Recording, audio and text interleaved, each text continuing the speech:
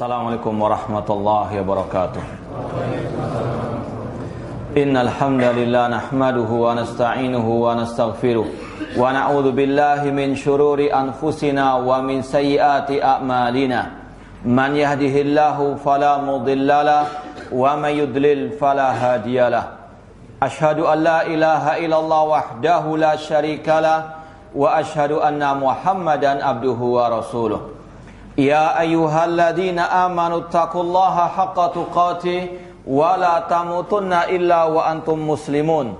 Ya ayyuhan nasu taqu rabbakumul ladzi khalaqakum min nafsin wahidah wa khalaqa minha zawjaha wa batha minhuma rijalan katsiran wa nisaa'a wattaqullaha alladzi tasaaluna bihi wal arham innallaha kana 'alaikum raqibah.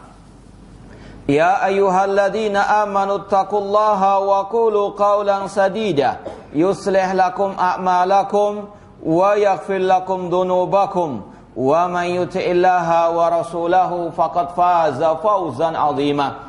Amma ba'd, fa inna asaqal hadithi kitabullah wa khairal hadi hadi Muhammadin sallallahu alaihi wasallam wa syarrul umuri muhdatsatuha wa kullu muhdatsatin bid'ah wa kulla bid'atin dhalalah wa kulla dhalalatin finnar. Ma'asal muslimin, ikhwani fillah rahimani wa rahmukumullah. Segala puji bagi Allah Subhanahu wa taala yang mempertemukan kita kembali dalam majelis yang mulia ini, dalam majelis al-ilmu di dalam salah satu taman surga Allah yang ada di dunia ini. Semoga Allah Subhanahu wa taala mengumpulkan kita di taman surganya di akhirat kelak.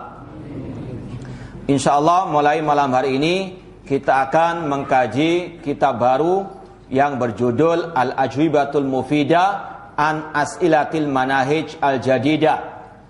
Terjemahan letterleknya, jawaban-jawaban yang bermanfaat tentang pertanyaan seputar manhaj-manhaj kontemporer. Ikhwani fillah rahimani wa rahmukumullah.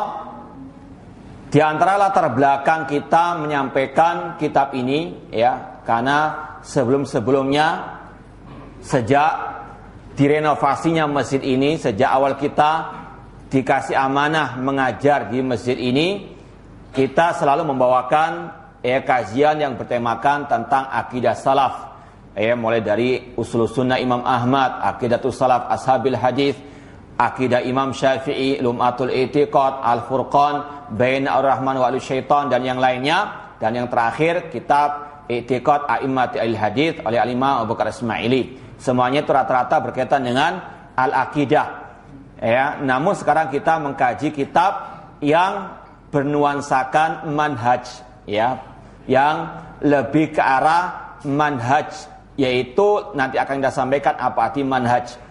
Namun latar belakang kita menyampaikan hal ini dikarenakan, ya, banyak di antara yang mengatasnamakan dirinya sebagai Ahlussunnah wal Jamaah atau as-salafiyin mulai luntur manhaj mereka, terutama dalam ad-dakwah, manhaj ad-dakwah, ya.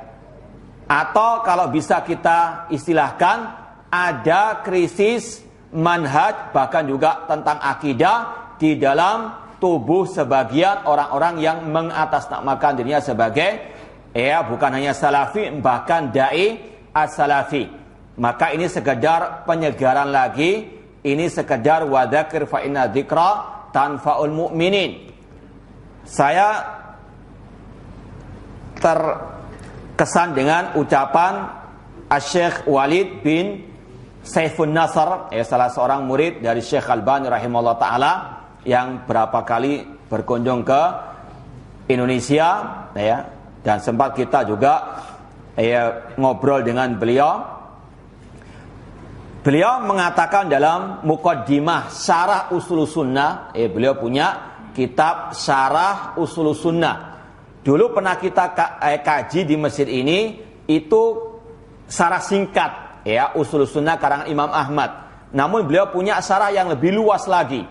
Di muqaddimahnya beliau mengatakan, wal ajabu annaka tarar rajulal yaum aqidatuhu sahihah fi julli masailid din. Yang aneh, engkau mendapati ada seseorang pada hari ini, akidahnya itu secara umum itu benar, lurus. Wa yansha ala ma'rifati anwa'i tauhid ats-tsalasa al-masyhurah. Dan dia tumbuh di atas pemahaman yang benar, yang lurus tentang pembagian tauhid menjadi 3. Rububiyah, uluhiyah dan asma wa sifat itu benar, ya. Fanarahu mustaqiman fi babil asma wa sifat. Demikian pula engkau melihat dia lurus akidahnya tentang tauhid asma wa sifat. Wa fi babi tauhid rububiyah wal uluhiyah. Walakinnaka tajiduhu munharifan fil manhaj. Ya. Namun engkau mendapatinya menyimpang dari manhaj yang benar, ya.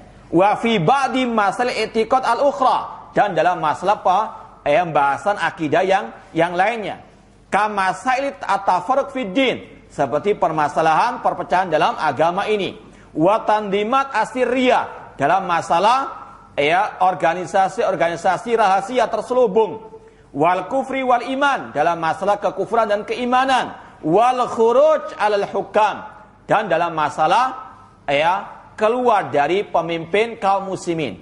Keluar di sini bisa berarti kudeta dengan senjata atau meyakini ketidaksahnya pemimpin kaum muslimin tersebut, atau dia mencaci maki, mengkritik pemimpin di hadapan umum. Dan yang kita dapati bukan hanya sekali lagi dari kelompok-kelompok kelompok-kelompok khawarij, namun yang menisbatkan dirinya kepada ahli sunnah atau as-salafiyin, ya. Yataqalla fil jama'atil mukhtalifah. Orang ini yang mengatasnamakan dirinya sebagai mungkin dai salafi, dia berpindah-pindah dari satu kelompok kepada kelompok yang lain, ya. Ikut kelompok ikhwan muslimin, ikut khuruj jamaah tabligh, ya. Wal hisbiyatil maqita awil asabiyah al madhabiyah, ataupun dia ada fanatik terhadap madhab tertentu, ya. Wa nahwu dzalik ghairu muassal fil bid'ah wa tahazzub, ya, dan dia pun kurang memahami tentang hakikat kebid'ahan, wa dzamil mubtadi'ah, dan celaan-celaan terhadap ahli bid'ah, wa hajri wa turuqi ta'amul mal mubtadi', dan bagaimana bermuamalah dengan ahli bid'ah. Fatarahum mutamayyi'an mutasailan fi katsir min dzalik. Engkau mendapati orang tersebut itu bermesraan dengan ahli bid'ah, bahkan ikut nongkrong di acara-acara majlis-majlisnya ahli al-bid'ah. Ya, ini sekali lagi apa? Penyimpangan dalam masalah manhaj. Mungkin dalam masalah tadi tauhid rububiyah, uluhiyah, asma wa sifat luar biasa. Namun dalam masalah manhaj yang kita maksud di sini adalah manhaj ad-da'wah. Ya, maka sekali lagi kita membaca dan bersama-sama mempelajari buku ini sekedar untuk wadzakir fa inna dzikra tanfa'ul mu'minin. Buku ini ditulis, sebetulnya buku ini adalah soal jawab, ya. Soal jawab di acara kajian Syekh Saleh bin Fauzan Al-Fauzan, salah seorang ulama senior di Saudi Arabia atau kibar ulama di Saudi Arabia yang masih hidup sampai sekarang, hafidhallahu taala. Ya, kalau kita baca di muqaddimahnya, buku ini asalnya sekali lagi soal jawab yang diadakan pada tahun 1413 Hijriah. Kurang lebih berapa tahun yang lalu? 26 tahun yang lalu, ya, di kota Taif dekat Mekah, Saudi Arabia. Pada waktu Daurah Saifiyah. Kalau di Saudi Arabia itu nanti akan kita sampaikan juga ada pembahasan masalah ini. Daurah di musim panas, kalau di Saudi Arabia itu ada liburan musim panas panjang lebar, sangat luar biasa panjangnya, bahkan sampai bisa 4 bulan libur, seperti mahasiswa Universitas Madinah saat yang lalu itu libur 4 bulan lamanya. Liburan sekolah berapa bulan? 4 bulan, sangat mengenyangkan, Itu sering diadakan daurah-daurah, di antaranya daurah yang pernah diisi oleh Syekh Saleh bin Fauzan di Taif tahun 1413 Hijriah. Kemudian soal jawab itu direkam dan ditranskrip, kemudian dibukukan oleh murid beliau yang bernama Abu Abdillah Jamal bin Furaihan Al-Harithi, kitab ini sudah sebetulnya trending topik sekitar 20 tahun yang lalu. Ya, sekitar tahun 97 ketika kita awal-awal tahu dakwah salafiyah, kitab ini sering dikaji oleh dai-dai Ahlussunnah wal Jamaah as-salafiyin di sekitar kita. Namun dengan berlalunya waktu, kajian-kajian seperti ini sudah amat jarang. Ya, yang sering dikaji tematik berkaitan dengan keharmonisan rumah tangga, berkaitan dengan masalah yang terkadang tidak bisa dibedakan mana salafi dengan haroki, mana ahlussunnah dengan ahli al-bid'ah.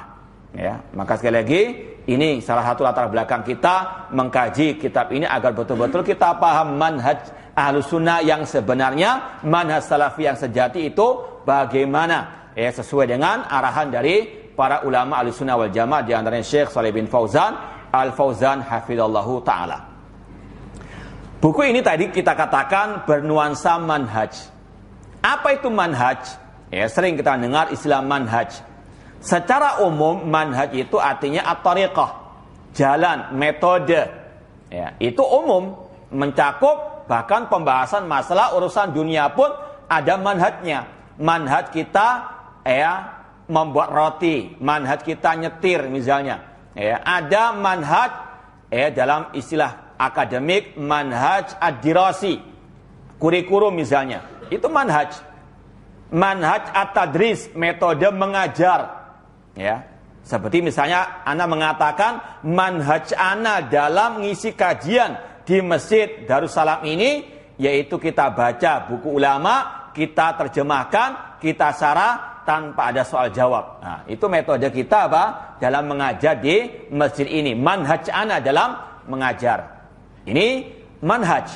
Ada manhaj al-kitabah, manhaj menulis. Ada manhaj dalam berfatwa. Misalnya manhaj atau manhaj Syekh bin Baz fil fatwa. Ada tulisan manhaj Syekh bin Baz dalam berfatwa. Banyak istilah-istilah manhaj. Manhaj itu secara umum metode.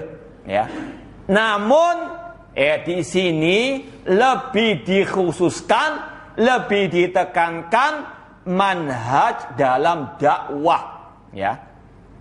Seperti ada buku yang mirip dengan buku beliau ini, judulnya Al-Fatawa Al-Jaliyah Anil Manahij Ad-Da'wiyah. Fatwa yang jelas tentang manhaj dakwah. Ini ditekankan masalah manhaj dakwah. Bahkan ketika beliau ditanya apa itu manhaj, pada halaman 8, ini karangan Syekh Yahya Ahmad bin Yahya An-Najmi, salah seorang ulama Ahlussunnah di Saudi Arabia yang sudah meninggal rahimahullah ta'ala. Pada pertanyaan yang kedua, beliau ditanya, "Mada yuqsad bi kalimatil manhaj?" Apa ini maksud dengan manhaj itu? Beliau menjawab, "Al-manhaj huwa tariqatul lati yasiru 'alaiha talibul ilmi fi da'wa ila Allah." Yaitu jalan yang ditempuh oleh penuntut ilmu dalam berdakwah. Jadi lebih dikhususkan dalam masalah manhaj dakwah. Makanya judulnya jelas, manhaj dakwah. Kalau dalam kitab yang kita kaji, lebih umum, al-manahij al-jadidah. Cuma maksudnya di sini manhaj dalam urusan dakwah.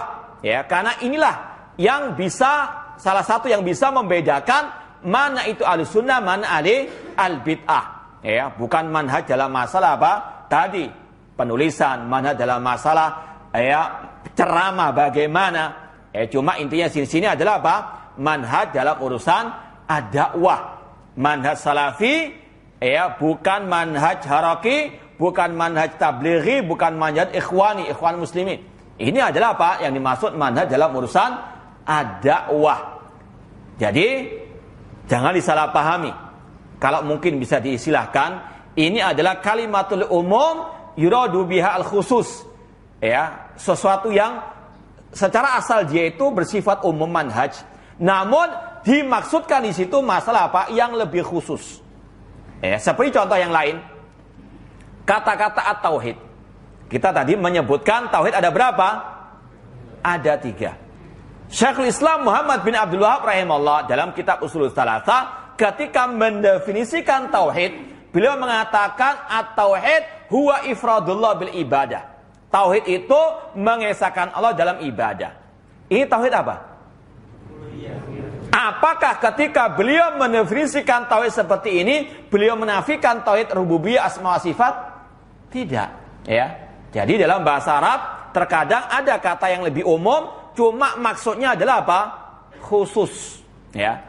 Seperti dalam Al-Qur'an, kaumnya Nabi Nuh alaihissalam itu ketika didakwai oleh Nabi Nuh, itu wada'u asabi'ahum fi adhanihim. Mereka meletakkan jari-jari mereka ke dalam telinga mereka. Apakah jari semua dimasukkan? Ujungnya saja. Jadi kalimat yang umum, namun maksudnya apa? Khusus. Ya, jadi di sini juga demikian. Ketika ulama mengatakan akidah dan manhaj, maksud manhaj di situ manhaj apa?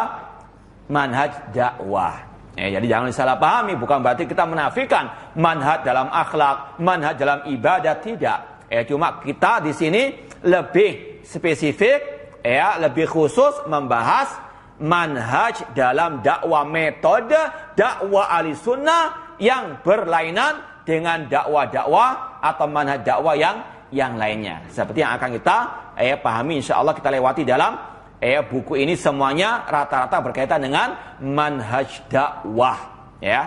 Karena inilah salah satu sekali lagi pembeda antara ahlu sunnah salafi sejati dengan ahlu al-bidah, baik dari kalangan khawarij, al-bid'ah, haroki dan seterusnya.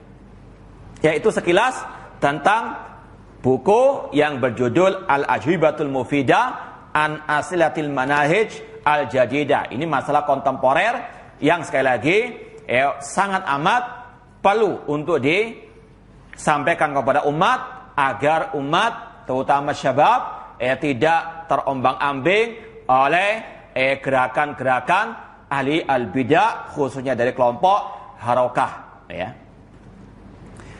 Langsung saja kita membaca soal jawab yang pertama. Soalnya, pertanyaannya, bimada tansahun al-ikhwa al-afadil alladina yashtarikuna fil marakis as-saifiyah idza ta'arada waktu durusil masyayikh wal ulama ma'a waktil marakis. Ya Syekh, apa nasihat Anda kepada saudara-saudara kita yang ikut daurah saifiyah, daurah musim panas, yang mana terkadang waktunya itu bertabrakan dengan kajian para ulama, ya. Kalau di Saudi Arabia seperti yang kita sampaikan tadi, musim panas itu panjang sekali. Ya, di situ banyak daurah-daurah para ulama. Namun juga ada mungkin ya kalau bisa kita misalkan ada sekolahan entah SMA atau mungkin perkuliahan umum, ya, untuk mengisi waktu siswa yang liburan tadi itu diadakan daurah training di sekolah mereka, ya. Namun di waktu yang bersamaan di dekat sekolah mereka ada masjid, ada kajian para ulama, ya. Apalagi Saudi Arabia, di Riyadh misalnya kumpulnya ulama-ulama senior yang luar biasa. Demikian pula di Madinah ada Syekh Abdul Muhsin Abbad, ahli hadis di kota Madinah, ya. Ini pertanyaannya sekali lagi, ada acara training daurah yang mungkin diisi oleh para penuntut ilmu yang ilmunya baru, sekali lagi baru, mungkin magister atau doktor. Namun ini ulama, bapaknya doktor lah istilahnya begitu. Bagaimana mengkompromikan dua keadaan ini? Fahal yahduruna durus, apakah mereka tetap menghadiri daurah di sekolah mereka atau di tempat yang lain?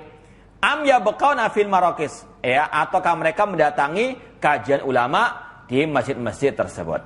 Ma'tasil likatsatil kalam fi hadzal mawdu' baina syabab, dikarenakan banyak para pemuda yang bingung menghadapi masalah ini. Apakah tetap ikut daurah bersama sekolahan mereka atau menghadiri kajian para ulama-ulama Ahlussunnah di sana?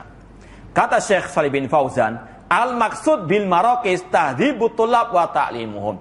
Sekarang kalau kita kembali kepada tujuan daurah, itu untuk memberikan pengajaran kepada para murid, kepada para mahasiswa atau siswa. Falladhi ara an yunasik al-qaimun alal marakis awqataha. Kata beliau, aku berpendapat lebih baik panitia daurah itu menggabungkan waktu daurah dengan hadir di kajiannya para al-ulama. Ya, di sini ada salah satu manhaj yang perlu kita sampaikan, yaitu bahwasanya seorang talibul ilmi untuk betul-betul mengambil banyak faedah dari para ulama. Ya, jangan sampai kehilangan ulama tanpa kita mengambil faedah dari mereka. Ya, atau kalau di sinilah kita katakan para asatidzah yang mumpuni keilmuannya. Ya, sungguh rugi kalau kita bermalas-malasan mendatangi halaqah mereka. Apalagi kita ingat sabda Rasul, innallaha la yantazil ilma intizaan. Allah tidak mencabut ilmu sekaligus, walakin yantazil ilma biqabdil ulama. Namun Allah mencabut ilmu agama dengan mewafatkan para ulama. Ya, apalagi di Saudi Arabia, sekali lagi, ya kalau dibandingkan dengan negeri kita jauh, ya ulama-ulama sekalipun mereka itu hampir tidak ada di negeri kita. Ya, seperti contohnya yang sering kita sampaikan Syekh Abdul Muhsin Abbad, bagaimana ketika beliau mengajarkan, yang pernah kita lihat langsung, kita ambil faedah langsung, bagaimana beliau mengajar Sunan Abi Dawud. Ya, beliau mendengarkan sang qari membaca, namun beliau bisa mengulangi hadis-hadis tersebut, artinya beliau hafalkan. Kemudian juga beliau menjelaskan bukan hanya sekedar maknanya, namun para perawi-perawi hadis beliau sangat hafal sekali. Siapa nama lengkapnya, siapa yang meriwayatkan dari ulama-ulama hadis, itu thiqah atau dhaif, beliau sangat hafal. Ya, ini belum pernah kita dapati di negeri kita ini. Artinya sekali lagi, kalau di sana memang luar biasa, ulama-ulama sangat banyak. Namun meskipun demikian, Rasul mengatakan, mewarning, memperingatkan bahwasanya suatu saat nanti ulama-ulama tersebut akan meninggalkan kita. Maka wajib untuk kita betul-betul mengambil faedah dari mereka. Intinya sekali lagi, di antara manhaj as-salafi, yaitu betul-betul menimba ilmu dari para ulama. Jangan menimba ilmu dari orang-orang jahil, namun pura-pura jadi ulama atau ngelama. Ya. Kemudian juga dalam salafi itu, mana salafi, ada skala prioritas. Jangan sampai orang yang misalnya tahu satu ilmu, antum luar biasa, pegang erat, namun yang tahu 100 ilmu antum tinggalkan. Mungkin hanya gara-gara gelar, yang satu ini gelarnya doktor, profesor, yang punya ilmu 100 itu nggak punya gelar sama sekali. Padahal tidak menjamin gelar akademik tersebut akan keilmuan seorang manusia. Ini sekali lagi harus betul-betul kita punya skala prioritas dalam menimba ilmu tersebut. Maka di sini disampaikan oleh Syekh Shalih bin Fauzan, para ulama itulah yang selayaknya dikejar ilmu mereka. Jangan sampai sibuk dengan acara-acara yang ngisi hanyalah orang-orang yang baru belajar misalnya, sedangkan ulama ditinggalkan. Naudzubillah min dzalik. Fayahduru mansubiha ilal masajid lil muhadarat wad durus li'anna hudural muhadarat juz'un min amril maraqis. Syekh Shalih Fauzan mengarahkan mereka untuk mendatangi kajian para ahli ulama. Apalagi Rasul mengatakan al barakatu ma'akabirikum. Barokah ilmu itu ada pada para pembesar, senior-senior dari ulama-ulama kalian. Ya. Badala matati bil muhadir lahum fil maraqis tadhhab bihim ilal muhadir fil masjid. Ya, bahkan di sini beliau mengatakan daripada mereka kajian di sekolahan atau bahkan mungkin nyewa hotel, lebih baik di masjid, lebih mulia di rumah-rumah Allah Subhanahu wa taala. Wa hadza afdal, ini yang paling afdal kata beliau. Li'anna hudurahum fil masjid wa fi baitin min buyutillah yasma'una fil ilma afdal min baqa'in fil maraqis. Hadirnya mereka di masjid, mendatangi ulama di masjid itu lebih mulia dibandingkan mereka ngaji di sekolah mereka. Ini sekali lagi acara daurah resmi dalam artian kurikulum. Ini sekedar mengisi liburan, tabrakan dengan kajian ulama, lebih baik diarahkan kepada kajian para ulama. Kemudian di kitab ini yang Al-Fatawa Al-Jaliyah Anil Manhaj Da'wiyah, Syekh Yahya bin Najmi juga ditanya tentang masalah ini. Masalah menghadiri daurah ini lebih khusus di Saudi Arabia. Cuma tidak menafikan di Indonesia juga ada, ketika liburan ada banyak daurah-daurah, training-training. Apakah boleh menghadirinya? Di sini Syekh Ahmad bin Yahya An-Najmi melengkapi jawaban Syekh Shalih bin Fauzan. Kata beliau, al-maraqis saifiyah la naqulu anna batila wa khata' kulluha. Ya, masalah training, daurah, liburan itu kita enggak mengatakan semuanya batil, salah semua, tidak, ya. Bal al-maraqis rubama yakunu fi ba'diha khair wa rubama yakunu fi ba'diha syarr. Ada daurah yang baik, ada daurah yang jelek, ya. Wal ibratu bil qa'imina 'alaiha. Ya. Maka lihat siapa, ya, panitianya, siapa yang mengisi daurah training tersebut. Ya, di sini ada manhaj as-salafi yang harus antum pahami, yaitu jangan sembarangan mendatangi kajian atau daurah atau training atau apapun namanya, ya, yang berisi majelis ilmu. Lihat siapa panitianya. Kalau panitianya alil bidah, rata-rata nggak mungkin mendatangkan, ya, ustaz salafi atau ahli sunnah wal jamaah. Sebagaimana kata penyair, at-tuyuru bima taqa'u bi asbahiha. Ya, namanya burung itu, ya, nongkrongnya, ya, duduknya tentunya sejenis. Nggak mungkin burung merpati nongkrong sama burung gagak, tengkar, begitu. Ini seperti itu. Jadi kata beliau, kalau ada daurah, ada kajian, lihat siapa panitianya. Kalau panitia al-bidah, waspada. Rata-rata pasti mendatangkan yang semisal dengan mereka. Atau yang bisa dibungkam mulutnya untuk tidak mengkritik mereka. Maka sekali lagi hati-hati. Kemudian juga lihat siapa yang mengisi kajian tersebut. Jadi sekali lagi harus betul-betul selektif. Ini kata beliau, wal ibratu bil qa'imina 'alaiha. Barometernya lihat siapa yang mengadakan, siapa yang mengisi. Fa in kanal qa'imun 'alaiha ahla manhajin sahih wa tariqatin salimah wa aqidatin salafiyah sahihah fal musyarakah fi hadil maraqis jaizatun bal mustahabbah. Kalau penyelenggaranya itu di atas manhaj yang benar, di atas akidah salafiyah yang benar, maka boleh mendatangi, daurah-daurah tersebut. Nah, falhasil, kata Syekh Shalih bin Fauzan, annahu yajib alal qa'imin alal maraqis an yunassikul baramij bihaitsu yaj'aluna li huduril muhadarat fil masajid waqtan min baramijihim. Kesimpulannya, kalau ada kejadian tadi, daurah bertabrakan dengan kajian para ulama, maka lebih baik panitia menggabungkan acara daurah itu ke dalam kajian para ulama. Artinya para pesertanya diarahkan untuk menghadiri kajian para ulama-ulama tersebut.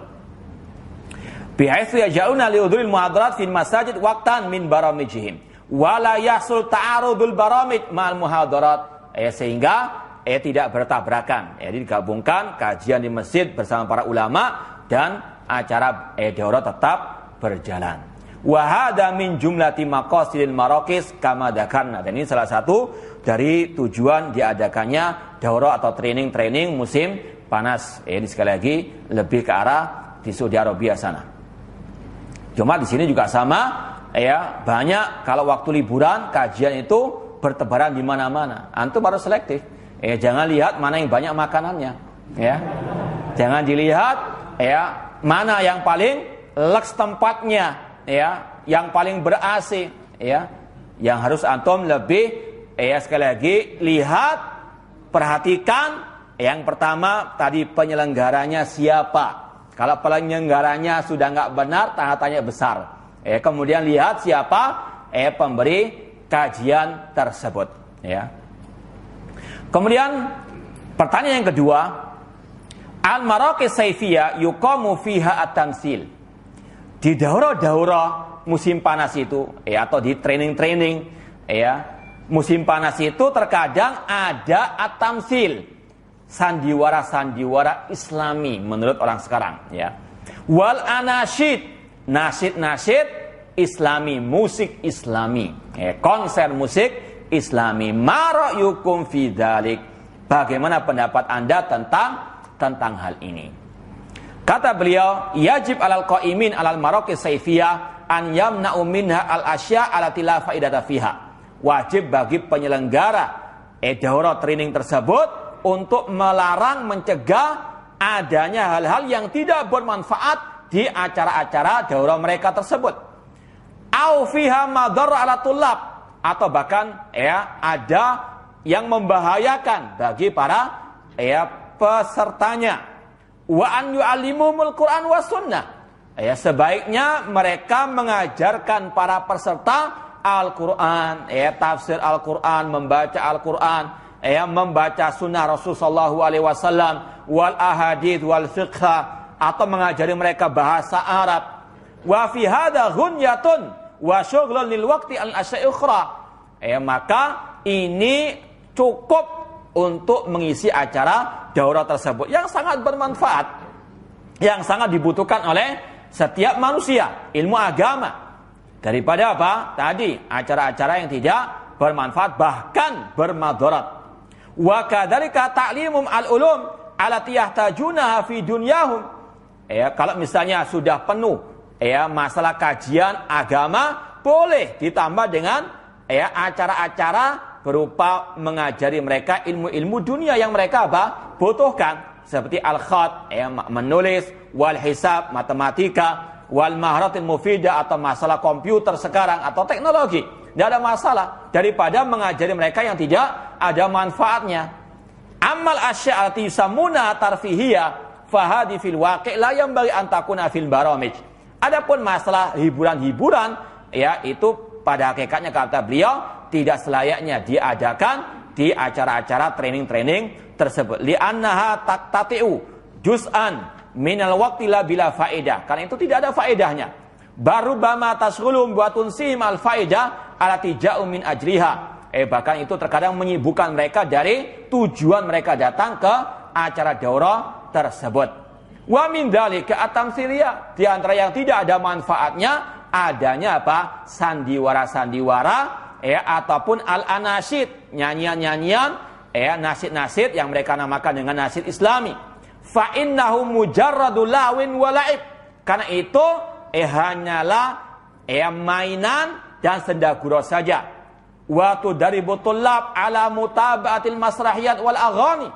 Awalnya nyanyian Islami, namun terakhir nanti akan menggeret mereka kepada nyanyian-nyanyian barat dan sebagainya. Alati tubat fi wasail i'lam al-mukhtalifah, yang ada banyak di media televisi dan lain sebagainya. Di sini saya ingin membacakan juga dari footnote, masih ucapan Syekh Shalih Fauzan namun di tempat yang lain yang dinukil oleh Syekh Abu Abdullah Jamal bin Furaihan Al-Harithi.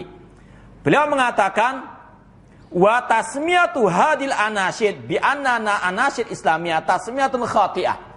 Menamakan nasyid-nasyid lagu-lagu itu dengan nasyid Islami, ini penamaan yang keliru. Sekarang ini luar biasa. Penamaan itu bisa mengkaburkan hakikat sesuatu. Riba dinamakan bunga. Alangkah indahnya namanya, namun hakikatnya lintah darat. Hakikatnya dilaknat oleh Allah Subhanahu wa taala dan Rasulnya sallallahu alaihi wasallam. Demikian pula yang lainnya banyak sekali. Zina Islami, mut'ah kan dinamakan zina Islami. Demikian pula ada namanya syirik mungkin Islami. Ramalan dikatakan ijtihad, dan seterusnya. Ini makanya ahli sunnah, ulama sering mengingatkan kita, lihat hakikat sesuatu itu, jangan lihat bungkusnya, covernya, lihat namanya, jangan lihat hakikat di dalamnya.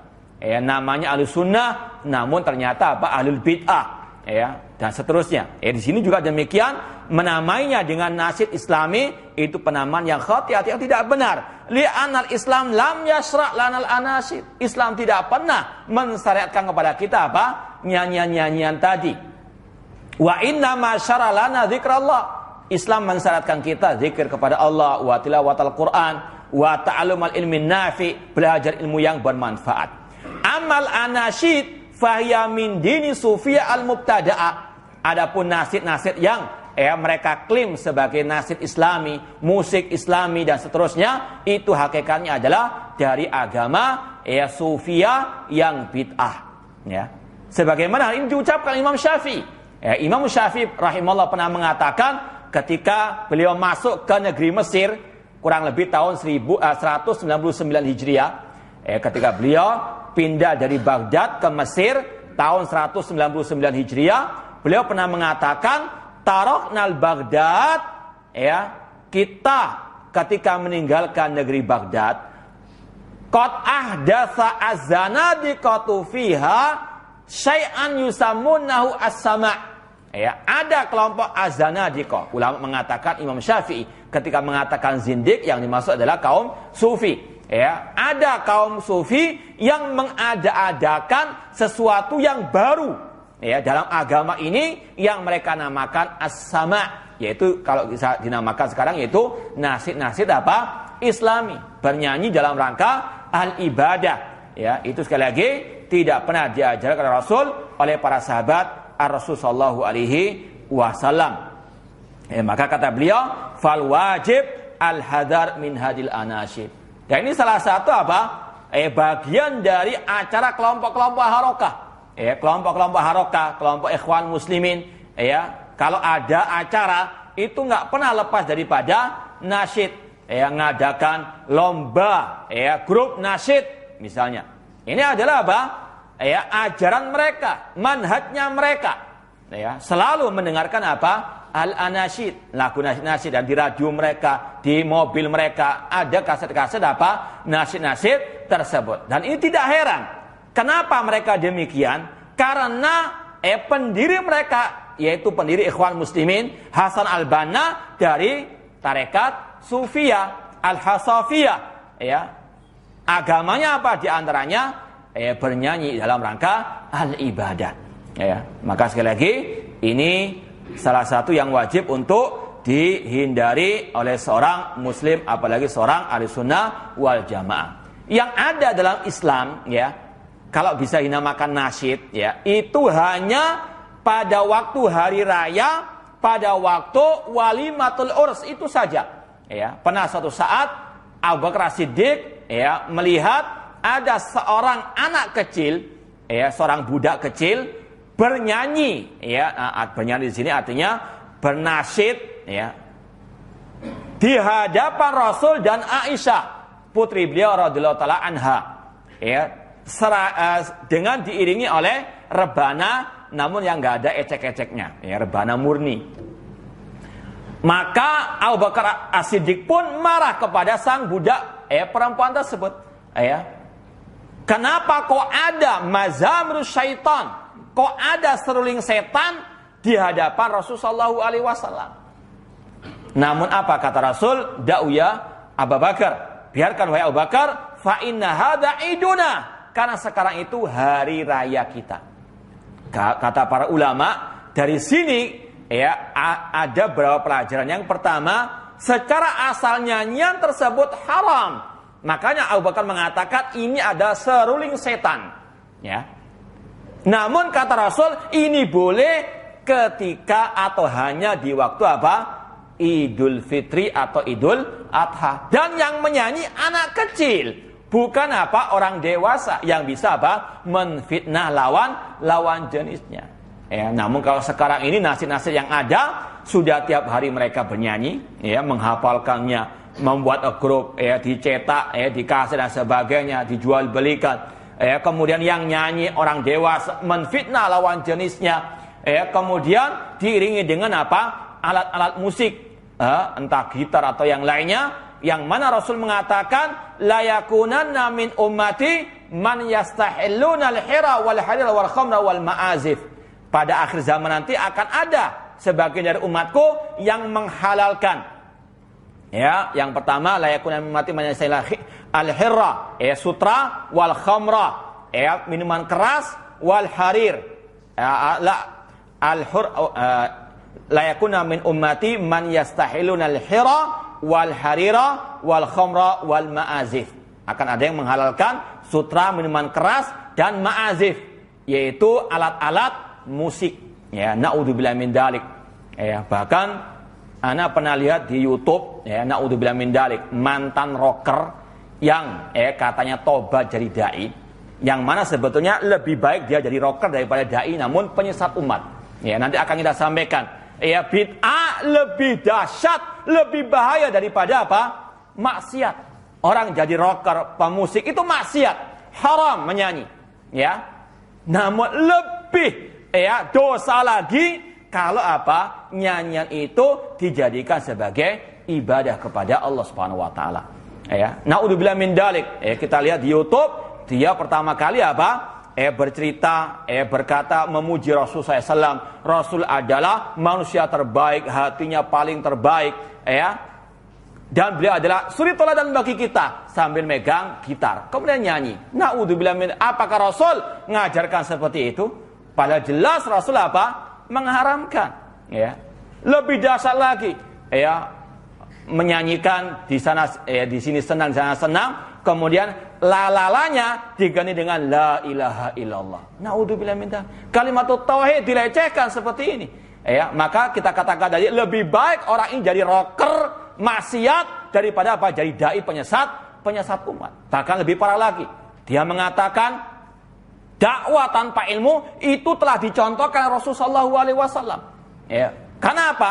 Dulu kalau Taurat Injil itu turun sekaligus, namun Al-Quran turunnya berangsur-angsur. Artinya Rasul berdakwah tanpa ilmu sebelum diturunkannya Al-Quran secara utuh. Naudzubillah min dzalik.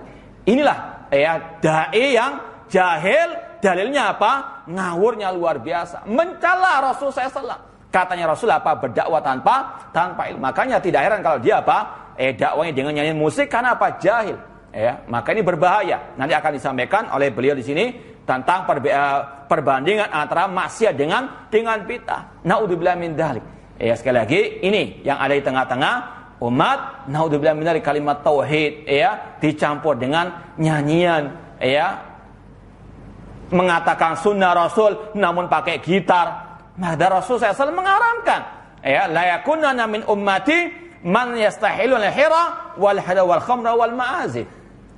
Allah mengatakan dalam surat Luqman, wa minan nasi man yashtari lahwal hadits liudilla an sabilillah. Di antara manusia ada orang yang menjual lahwal hadits. Kata Abdullah bin Mas'ud, lahwal hadits yang dimaksud adalah al-ghina, nyanyian. Allah namakan dengan lahwal hadits, ucapan yang sia-sia, yudilla an sabilillah, untuk menyesatkan manusia dari jalan Allah Subhanahu wa taala. Namun itu dijadikan oleh mereka sebagai wasilah dakwah, sebagai manhaj dakwah mereka, yaitu bernyanyi dalam rangka dakwah. Ini sekali lagi sudah maksiat, ditambah plus bid'ah. Naudzubillah min dzalik. Makanya dahulu Syekhul Islam Ibnu Taimiyah rahimahullah ditanya tentang ada seorang yang dia dinisbatkan kepada Syekh Ahlussunnah. Artinya Ustadz Ahlussunnah lah, dinisbatkan seperti itu. Dia ingin mendakwai sekelompok orang yang ahli maksiat. Ada pencuri, ada perampok, ada peminum khamar, atau mungkin sekarang pecandu narkoba. Dia berpikir bagaimana mendakwai orang-orang yang ahli maksiat ini. Maka dia berpikir salah satu cara untuk menarik hati mereka dengan mengadakan, kalau kita istilahkan, konser musik Islami. Karena mereka masih senang dengan musik, maka mengadakan konser musik Islami. Dan betul berhasil. Artinya orang itu tobat dari maksiat.